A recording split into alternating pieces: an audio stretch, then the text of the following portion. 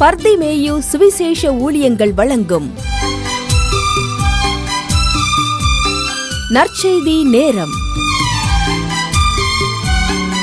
தேவ செய்தி pastor R. Augustine. இந்த நாளில் உங்களோடு சூரியன் அஸ்தமிக்கும் போது சில வாழ்க்கையில் நமக்கு அப்படித்தான் தெரியுது. ஆனால் ஆண்டவருடைய வார்த்தை சொல்லுது, உன் சூரியன் அஸ்தமிப்பதில்லை, உன் சந்திரன் மறைவதில்லை. அப்ப என்ன அர்த்தம்? கர்த்தர் எப்போது நித்திய வெளிச்சமாய் இருக்கிறார். இன்னைக்கு அநேகரான துக்கத்தோடு தொலைக்காட்சி முன்னாடி வேதனையோடு உட்கார்ந்துருக்கமே. ஏன் நம்முடைய வாழ்க்கையில் அஸ்தமித்த சூரியன் உதிக்காதா? ஏன்னா சில நேரங்களில் நமக்கு விளங்குறதில்ல. உதிக்கிறதும் அதை மாதிரி மறைகிறதும் அஸ்தமிக்கிறதும் சாதாரணமாக நடக்கிற ஒரு காரியம். தேவன் பகலுக்கு இரவுக்கும் வித்தியாசம் பண்ணத்தான் ரெண்டு சுடராக வச்சார். ஒன்று சூரியன் பகலை ஆள, ரெண்டாவது இரவுக்கு ஒரு சுடர். அது என்னது? சந்திரன். இதுலேயும் கூட பாருங்கள், நமக்கு புரிகிற மாதிரி எழுதி வச்சிருக்கார். உங்களுடைய வேதாகமத்தை எங்கே இருந்தாலும் சரி தயவு செய்து தேடி கையில் எடுத்து 104ஆம் சங்கீதத்திலே 19வது வசனத்திலிருந்து எல்லாரும் திருப்பிக்கிறீங்களா? சங்கீதம் 104 19 அப்படி எல்லாரும் எடுக்கிற வரைக்கும் எல்லாருக்கும் தெரிஞ்சதான் பாடம்.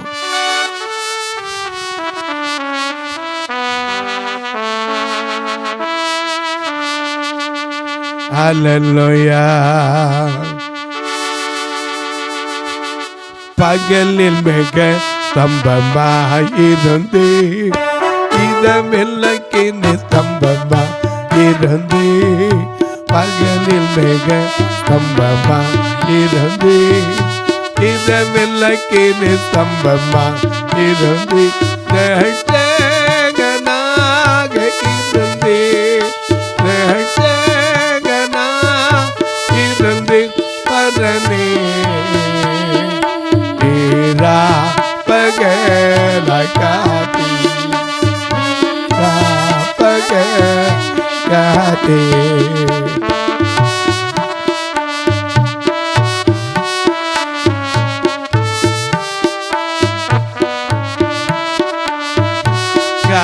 நாட்டில் கொண்டு வேட்டி வீணான ஜாதிகளை நோட்டி காண நாட்டில் கொண்டு வேட்டி வீணான ஜாதிகளை நோட்டி காணாக பாடுபட்டே காணா பாட்டே பரனே மேச மதான தல்லே மேச மதான தல்லே துதிப்போ துதிப்போ தோயதேவா துதிப்போ கதிப்பதத்தம் பாதோ பணில் துதிப்போ பாதோ பணில் துதிப்போ பதனே மேரா பகலகாதி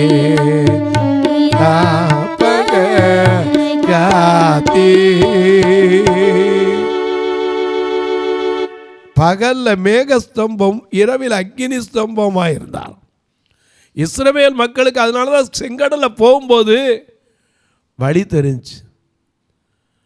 நாம கூட சொல்றோம், அவர்களுக்கு பாதை காட்டுவதற்கு மேகஸ்தம்பத்திலே ஆண்டவர் இறங்கினார்.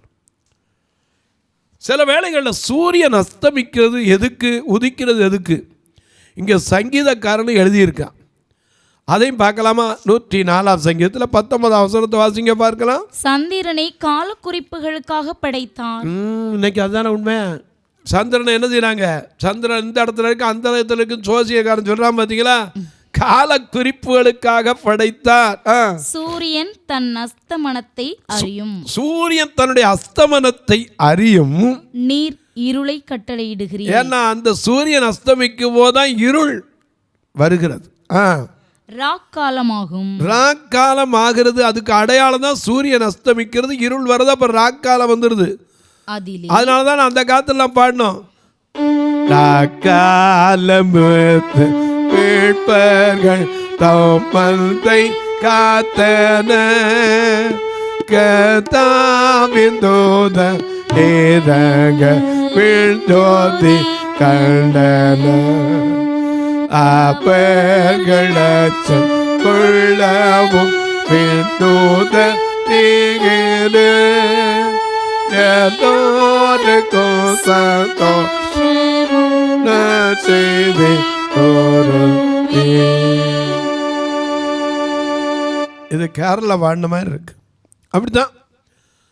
ஏன்னா ராக்காலத்தில் அன்றைக்கு இருளில் இருக்கிற ஜனங்கள் பெரிய வெளிச்சத்தை கண்டார்கள். மரண இருளின் தேசத்தில் குடியிருக்கிறவர்களே வெளிச்சம் உதித்தது.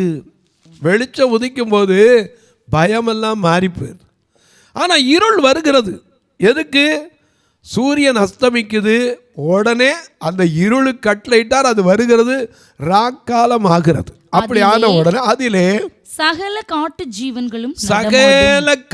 ஜீவன்களும் நடமாடும். பார்த்தீங்களா? நமக்கு ஆண்டவர் அதுக்கு எவ்வளவு அழகா படைச்சிருக்காரு பாரு. சூரியன் அஸ்தமிக்கிறது நமக்கு ஒரு பயப்படுறோம். ஆனால் சகல காட்டு ஜீவன்களும் சும்மா கிராமங்களில் பார்த்தீங்கன்னா ராத்திரியில் அங்கிட்டு போகாத பூச்சி நடமாடும் அப்படிங்கிறாங்களே, பார்த்துருக்கீங்களா? கிராமங்களில் பேசுவாங்க, இருட்டில் அங்கிட்டு போகாதேம்பாங்க. ஏன்னா அது அவைகளுக்கு கொடுக்கப்பட்ட நேரம். வாலசிங்கங்கள் இறைக்காக கர்ச்சித்து தேவனால் தங்களுக்கு ஆகாரம் கிடைக்கும்படி தேடும். சூரியன் உதிக்கும் போது ஒதுங்கி எங்க போயிருது? நமக்கு அது டிஸ்டர்ப் பண்ணாம வச்சிருக்காரு. எவ்வளவு நேர்த்தியா படைச்சிருக்கார். ஆண்டோருடைய படைப்பை பார்த்து நம்ம ஆச்சரியப்படணும்.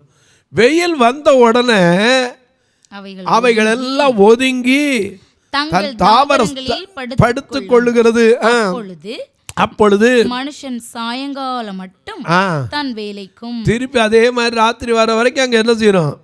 தன் வேலைக்கும் தன் பண்ணைக்கும் புறப்படுகிறான்.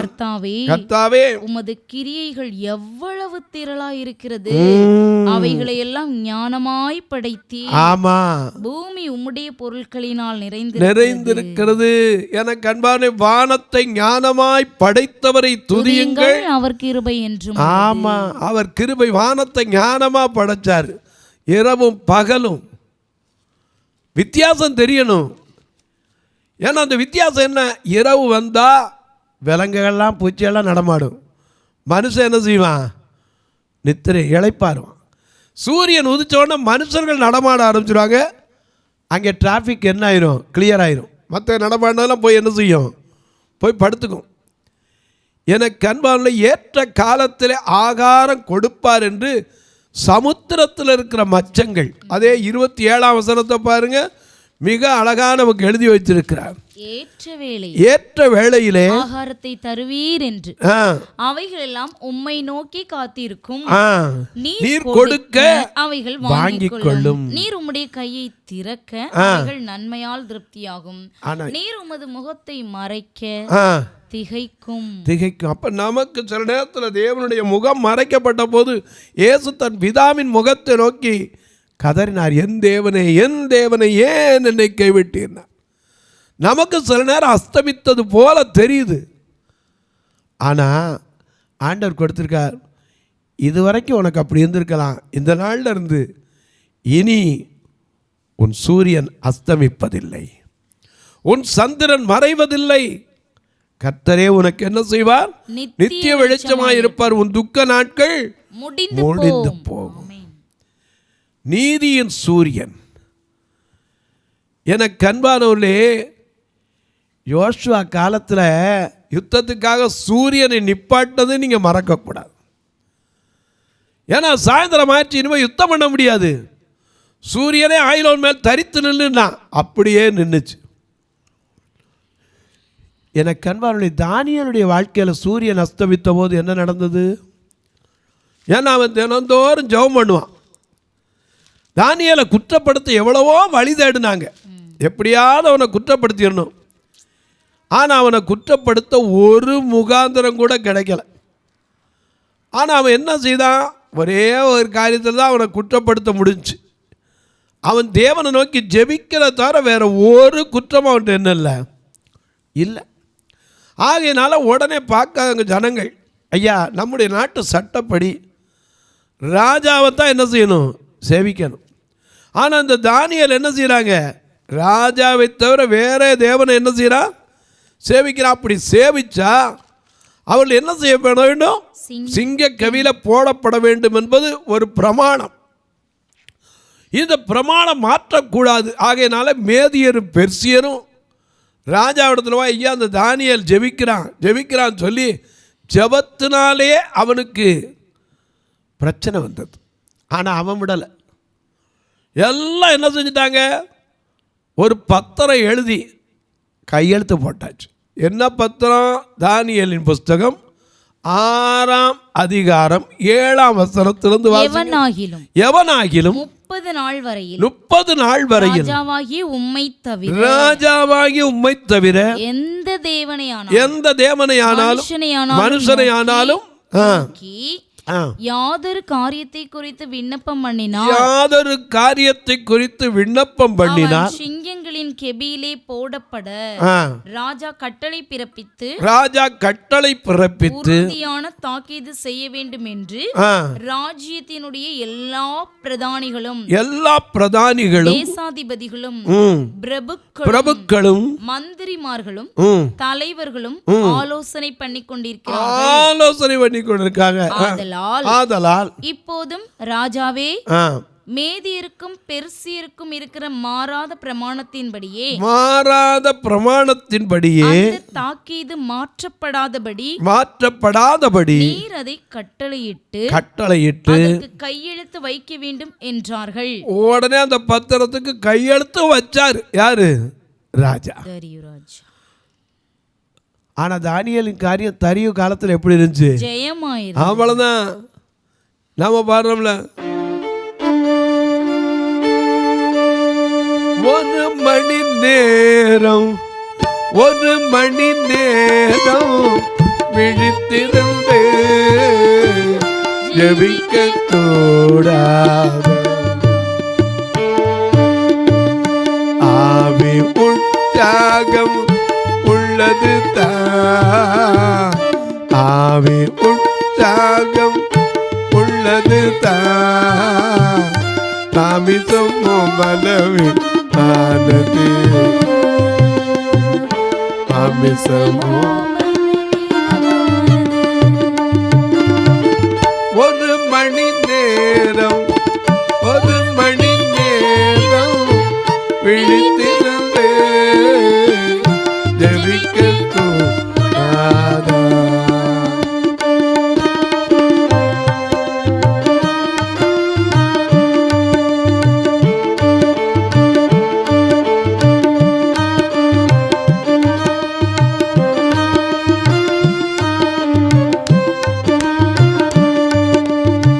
கோரேசின் காலத்திலும் தரியுவின் காலத்திலும், கோரேசின் காலத்திலும் தரியுவின் காலத்திலும் தானியேலின் காரியம் ஜெயமானது.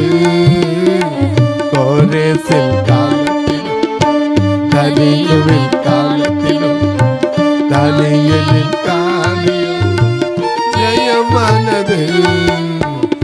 காரணம்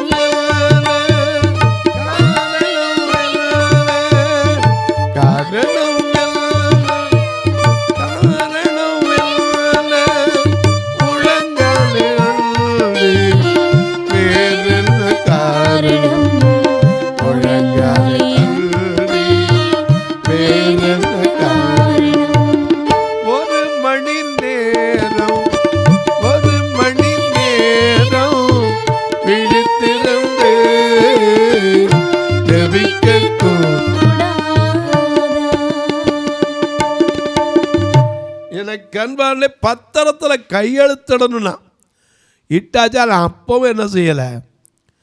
தானியேலுக்கு என்றால் அந்த பத்திரத்துக்கு கையெழுத்திடப்பட்டபோது அறிந்த போதிலும் தன் வீட்டுக்குள்ளே போய் எப்போதும் செய்து வந்தது போல 3 வேளை எருசலேமுக்கு நேராய் பலகடிகள் திறந்திருக்க ஜெபித்தான். ஏன் தெரியுமா? சாலமோன் ஆலயத்தை கட்டும்போது ஒரு காரியம் சரிதான். இந்த ஆலயத்தை நோக்கி யாராவது எந்த துன்ப நேரத்தில் ஜெபம் பண்ணா என்ன செய்யணும்? அதுக்கு நீங்க பதில் கொடுக்கணும்.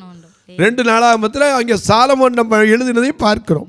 2 நாளாகமம் 6:32 வாசிங்க. உம்முடைய ஜனமாகிய இஸ்ரவேல் ஜாதி அல்லாத அந்நிய ஜாதியா மகத்துவமான நாமத்தின் நிமித்தமும் உம்முடைய பலத்த கரத்தின் நிமித்தமும் ஓங்கி உம்முடைய புயத்தின் நிமித்தமும் தூர தேசங்களிலிருந்து வந்து இந்த ஆலயத்துக்கு நேராக நின்று விண்ணப்பம் பண்ணினார். உமது வாசஸ்தலமாகிய பரலோகத்தில் இருக்கிற தேவரீர் அதை கேட்டு பூமியின் ஜனங்கள் எல்லாரும் உம்முடைய ஜனமாகிய இஸ்ரவேலை போல உம்முடைய நாமத்தை அறிந்து பயப்பட்டு நான் கட்டின இந்த ஆலயத்திற்கு உம்முடைய நாமம் தரிக்கப்பட்டதென்று அறியும்படிக்கு அந்நிய ஜாதியான் உம்மை நோக்கி வேண்டிக் கொள்வதின்படியே தேவரீர் செய்வீராக. ஏன்னா இவ்வளவு கேரண்டியா சொல்லிட்டு போனா இந்த ஆலயத்தை நோக்கி பார்த்தாலே அற்புதம். அதனால தான் எருசலேமுக்கு நேரம் அங்கேருந்து ஜெபம் பண்ணு. எனக்கு கண்வானுடைய ஆனால் தாக்கியது மாற்றக்கூடாது. ராஜா எவ்வளவோ முயற்சி பண்ணான். நீங்கள் உட்கார்ந்து அந்த அதிகாரத்தை படித்து பாருங்கள். ராஜா எவ்வளவோ முயற்சி பண்ணான் தானியேலை தப்பு வைக்கிறதுக்கு. ஆனால் என்ன செய்ய முடியல, தப்பு வைக்க வழியே இல்லை. சூரியன் அஸ்தமித்த போது என்ன பண்ணிட்டாங்க? சாயந்தரம் கொண்டு எங்கே போட்டாச்சு? சிங்கக்கெவியில். அந்த சூரியன் அஸ்தமித்த போது போட்டுட்டு ராஜா அரண்மனைக்கு போயிட்டான். கல்லு வச்சாச்சு. ராஜாவுடைய மோதிரத்தை எடுத்து என்ன செஞ்சாச்சு? முத்திரையும் போட்டாச்சு. சிங்க கெவிக்குள்ளதைக்கு தானியேல் என்ன செஞ்சாச்சு? போட்டு ஒரு கல்லை வச்சு மூடியாச்சு.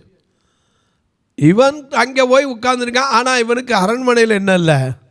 தூக்கமே கிடையாது. எப்படா காலை விடியும் அவன் காத்திருந்தான். சூரியன் ஒதிச்ச போது வந்து பார்க்குறான். கல்லர்கிட்ட வேகமாக அந்த சிங்க கவிக்கிட்ட வந்து கூப்பிடுறான். ஜீவனுள்ள தேவனுடைய தாசனாகிய தானியேலே, நீ இடைவிடாமல் ஆராதிக்கிற உன் தேவன் உன்னை தப்புவிக்க வல்லவராய் இருந்தாரா? அப்போ உள்ள இருந்து சத்தம் வருது. இவன் கேட்கிற துயர சத்தத்தோடு கேட்கிறான். அப்பொழுது தானியேல், ராஜாவே நீர் என்றும் வாழ்க.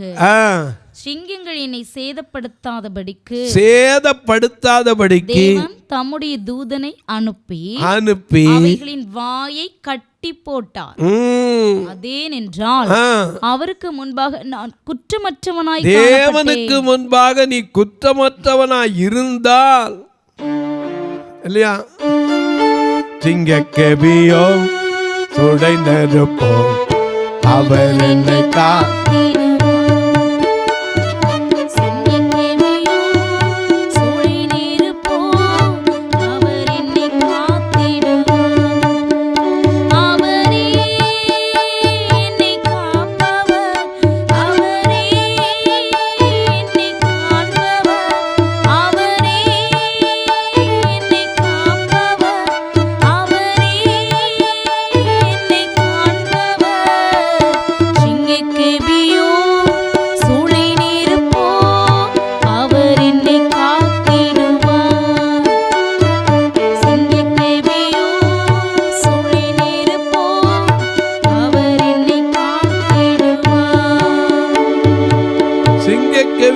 சூளை நெருப்போம். சாத்ராக் மேஷாக் ஆபேத்நேகோ சூளை நெருப்புல காத்தார். தானியேலை சிங்கத்தின் கவியில காத்தார். சூரியன் அஸ்தமிச்சோன்னா ராஜாவுக்கு ஒரே வருத்தம், ஐயோ தானியேல் இவ்வளவு ஞானமுள்ள மனுஷன், வேற வழியே இல்லையே, எந்த குற்றமில்லை, ஜெபம் பண்றான்னு சொல்லிட்டாங்களே, தப்பு வைக்க ஏதாவது வழி இருக்கா? ஒன்றுமே நடக்கலை. கடைசியில் சிங்கக்கெவியில் போடப்பட்டாச்சு. ராஜா போய் ராத்திரி முழுக்க ஐயோ அப்படி இழந்துட்டோமே. அவனுக்கு தூக்கமே இல்லை. ஏன்னா இங்கே பார்க்குறான், அவன் கீத வாத்தியங்கள் வாசித்து தான் ராஜாக்கள் தூங்குவாங்க அந்த காலத்தில். அவன் அந்த கீத வாத்தியம் கூட பக்கத்தில் வரவிடலை. அவ்வளோ சொந்தத்தை எப்படா விடியும் சூரியன் உதிக்கும் காத்திருந்தான். காலையில் சூரியன் உதிச்சோ இல்லையோ, அங்கேருந்து வந்து துயர சத்தத்தோடு, தானியேலே, ஜீவனுள்ள தேவனுடைய தாசனே, நீ ஆராதிக்கிற தேவன், இடைவிடாமல் ஆராதிக்கிற தேவன். ஏன்னா நாம் ஆராதிக்கிறவர் யாரு? சர்வ வல்லமையுள்ள தேவன். தூதர்களோடு ஆராதிப்பே, ஸ்தோத்திர பலியிட்டு ஆராதிப்பே, தூதர்களோடு ஆராதிப்பே, ஸ்தோத்திர பலியோடு ஆராதிப்பே, ஆராதிப்பே, நான் ஆராதிப்பே, ஆண்டவரே இயேசுவை ஆராதிப்பே, ஆராதிப்பே, நான் ஆராதிப்பே, ஆண்டவரே இயேசுவை ஆராதிப்பே.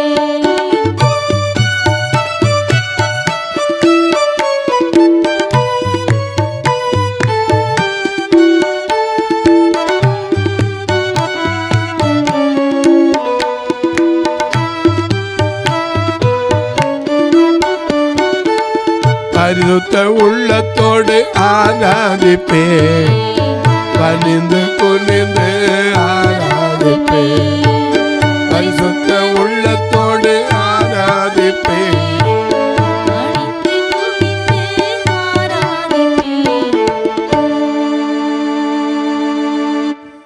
ஆராதிக்கிற தேவன் தப்புவிக்க வல்லவராய் இருந்தாரா? இவன் நினைச்சா சிங்க கவியில சிங்கம் கடிச்சிருக்கும். அவன் சொன்னான், ராஜாவே நீர் என்று வாழ்க. சிங்கம் என்ன சேதப்படுத்தலை. கர்த்தர் தம்முடைய தூதன் அனுப்பி என்ன செய்தார்? அதன் வாயை கட்டி போட்டார். அதே நின்றால் ஏனென்றால் அவருக்கு முன்பாக நான் குற்றமற்றவன். சூரியன் உதிச்சா உன் மேல சாட்டப்பட்ட குற்றம் இல்லாதவன் விளங்கும். ஆமென். தானியேல் மேல என்ன குற்றம்? ஜெபிப்பதுதான் குற்றம். இன்றைக்கு ஒருவேளை நீங்களும் கூட அதிகமாக ஜெபத்துக்கு போய் குற்றம் சாட்டப்பட்டிருக்கலாம். உன் வாழ்க்கையில் ஒரு அஸ்தமித்தது போல அனுபவம் இருக்கலாம். சூரியன் உதிக்கும் போது உன் வாயிலிருந்து இல்லை, மற்றவங்க வாயிலிருந்து வரும். சிங்கங்கள் என்னை சேதப்படுத்தாதபடிக்கு கர்த்தர் தம்முடைய தூதனை அனுப்பி என்னை காத்தார். அது மட்டும் இல்லை, என கண்பானவளே, யாரெல்லாம் தானியேலை தூக்கிட்டு போட்டாங்களோ அப்ப சிங்கம் ஒண்ணுமே செய்யாம இருந்த சிங்கம் தானியேலின் மேல் குற்றம் சாட்டின மனுஷரையோ, தானியேல் மேல் குற்றம் சாட்டின மனுஷரையோ வென்றால் ராஜா கொண்டு வர சொன்னார். அவர்களையும் குமாரரையும் அவர்கள் மனைவிகளையும் சிங்கங்களின் கெபியிலே போட்டார்கள். ஏன்னா கோராகின் புத்திரர் உள்ளுக்குள்ள பூமிக்குள்ள போனாங்க. ஆனா இங்க தூக்கி போட்டாங்க. ஆனா அது கெபிக்கு கிட்ட வந்து சேரும்னால சிங்கங்கள் என்ன செய்தது? அவர்கள் கெபியின் அடியிலே சேரும் முன்னே சிங்கங்கள் அவர்கள் மேல் பாய்ந்து அவர்கள் எலும்புகளை எல்லாம் நொறுக்கி போட்டது. இன்றைக்கு சொல்றேன், உன் மேல சாட்டப்பட்ட குற்றம் சூரியன் உதிக்கும் போது மாறும். ஆமென். அந்த சூரியன் தான் நீதியின் சூரியனான கர்த்தர். தொலைக்காட்சியில் பார்க்கிற என் அன்பு மக்களே, உங்க மேல இல்லாத குற்றம் சாட்டப்பட்டு இருக்கிறதா? தேவனுக்காக பட்ட பிரயாசத்தினால குற்றம் சாட்டப்பட்டிருக்கீங்களா? உங்க வாழ்க்கையில சூரியன் உதிக்கத்தான் போகுது. அஸ்தமிச்சது போல இப்ப தெரியலாம். ஒருவேளை அநேக நேரம் மற்றவங்க நினைச்சுக்கலாம், முடிஞ்சிருச்சுன்னு கூட நினைக்கலாம். ஆனா உன் வாழ்க்கையில இனி உன் சூரியன் அஸ்தமிப்பதில்லை, உன் சந்திரன் மறைவதில்லை. கர்த்தரே உனக்கு நித்திய வெளிச்சமாயிருப்பார். உன் துக்க நாட்கள் முடிந்து போகும். தானியேலை சிங்கக்கெவியிலிருந்து தூக்கின கர்த்தர் அந்த உதிக்கிற சூரிய வெளிச்சத்தில் உன்னையும் ஐயா உளையான சேற்றிலிருந்து தூக்கி ஆசீர்வதிக்க வல்லவர். இந்த நிகழ்ச்சியை பார்க்கிற என் அன்பு மக்களே, ஒவ்வொரு நாளும் இந்த நிகழ்ச்சியை பார்க்குறீங்க, கேட்குறீங்க, சந்தோஷப்படுறீங்க. ஒரு வார்த்தை ஜெபம் பண்ணுறீங்களா? இது தொடர்ந்து வரணும், தேவைகள் சந்திக்கப்படணும். ஏன்னா இந்த ஊழியம் எந்த மனுஷனையும் நம்பி இல்லை, கர்த்தரை நம்பி, அவருடைய வார்த்தையை நம்பி தான் நான் நிற்கிறேன். ஏன்னா எத்தனை நாளைக்கு நான் கண்ணு தெரியாது, எனக்கு கூடவே நிற்க எத்தனை பேர் இருப்பான், யார் இருந்தாலும் ஒரு நாள் விட்டுட்டு போயிடுவாங்க. ஆனால் கர்த்தர் ஒருவரே கடைசி மட்டும் கண்டுன்னை அழைத்து கரமதை பிடிப்பார், கைவிடாதிருப்பார். ஆண்டுகள் தோறும் உன்னை ஆசீர்வதித்த அந்த ஆண்டவரை எண்ணிப்பார்ன மாதிரி அவருடைய வார்த்தையை நம்பித்தான் நிற்கிறேன். நீங்களும் இந்த தொலைக்காட்சி நிகழ்ச்சி வருவதற்கு ஜெபம் பண்ணுங்க. எங்கள் சபையில் 2 கண்ணு தெரியாத மக்கள் தான், 2 சபை, ஒன்றும் இல்லை 2 சபை. 2லேயும் ஞாயிற்றுக்கிழமை நான் யாரையும் சும்மா அனுப்புனதில்லை. உங்கள் பிறந்த நாள், திருமண நாள் போன்ற நல்ல நாட்களிலே ஒரு உணவு கொடுக்க உதவலாம். இந்த ஆத்துமாக்களை அழைத்து வர்றதுக்காக வேன் வாடகை தான் எடுக்கிறோம், இதற்கு உதவலாம். அது மட்டுமல்ல, எத்தனையோ கட்டுமான பணி இன்னும் செய்யப்பட வேண்டி இருக்கு, அதுக்கு உதவலாம். வருகிற ஈஸ்டர் காலத்தில் எல்லாருக்கும் நல்ல உணவு கொடுப்போம். ஈஸ்டர் அன்னைக்கு ஒருவேளை ஈஸ்டர் நாளில் நீங்களும் உங்களுக்கு பாரம் இருந்தால் கட்டாயம் அந்த நாளை மனமகிழ்ச்சியோடு ஆசரிக்க கர்த்தர் உங்களை ஏவினால் உதவலாம். அது மட்டுமல்ல, உங்கள் ஜெபக்காரி எது இருந்தாலும் காலை 10லேருந்து 5 மணிக்குள்ளே சொல்லலாம். ஒருவேளை நீங்கள் கேட்பீங்க, எப்படி பிரதர் உதவுறது? நாங்கள் ரொம்ப தூரத்தில் இருக்கோம். 2 ஃபோன் நம்பர் இதில் வந்துக்கிட்டே இருக்கும். அதில் நீங்கள் ஜிபே உண்டு, ஃபோன்பே உண்டு, தொடர்பு கொள்ளலாம்.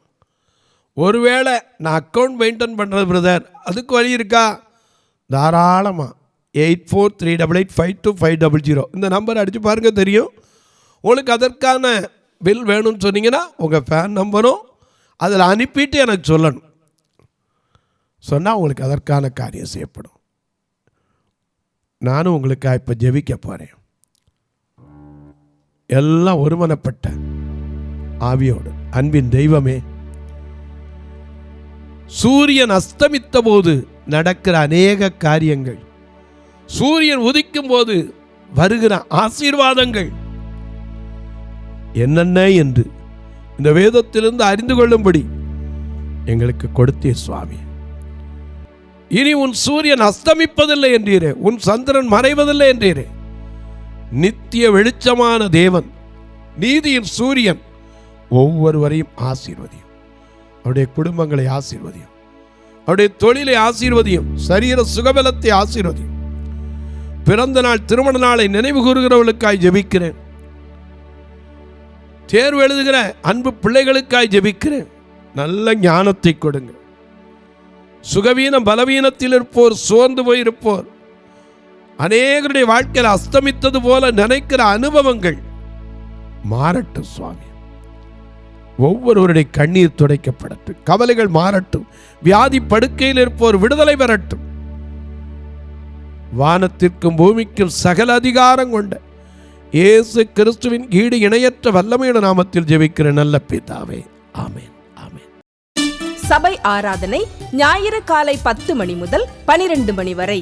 இடம் பர்திமேயு சுவிசேஷ ஆலயம், அன்னை சத்யா நகர், இளமனூர் அஞ்சல், சக்கிமங்கலம் வழி, மதுரை மாவட்டம். பின்கோட் 625201 மற்றும் பர்திமேயு சுவிசேஷ ஜெப வீடு, flat number 107, Eden Garden, Muthur, Tirunelveli. Pincode 627011. சிறப்பு உபவாச கூட்டம் ஒவ்வொரு மாதமும் 2வது சனிக்கிழமை காலை 10 மணி முதல் 1 மணி வரை நாகர்கோவில் YMCA ஹாலில் வைத்து நடைபெறுகிறது. மற்றும் ஒவ்வொரு மாதமும் 4வது சனிக்கிழமை காலை 10 மணி முதல் 1 மணி வரை திருநெல்வேலி புதிய பேருந்து நிலையம் அருகில் உள்ள கிரேஸ் ஹாலில் வைத்து நடைபெறுகிறது. எங்கள் எல்லா ஆராதனைகளிலும் கலந்து கொண்டு தேவனை மகிமைப்படுத்த அன்பாய் அழைக்கிறோம். உங்கள் உதாரத்துவமான காணிக்கைகளினால் இவ்வூழியத்தை தாங்க விரும்பினால் R Augustin, account number 5021364331, IFSC code IDIB 000B066, Indian Bank, BP Kulam, Madurai. GPay number 9842181917, BGM ministries மற்றும் 9442559772, பிளைண்ட் மினிஸ்ட்ரீஸ் அகஸ்டின். உங்கள் தொடர்புக்கு பாஸ்டர் ஆர் அகஸ்டின், பர்திமேயு சுவிசேஷ ஊழியங்கள், நாகமலை, புதுக்கோட்டை, மதுரை 625019. தொலைபேசி எண்கள் 9842181917 மற்றும் 9442559772. கர்த்தர் தாமே உங்களை ஆசீர்வதிப்பாராக.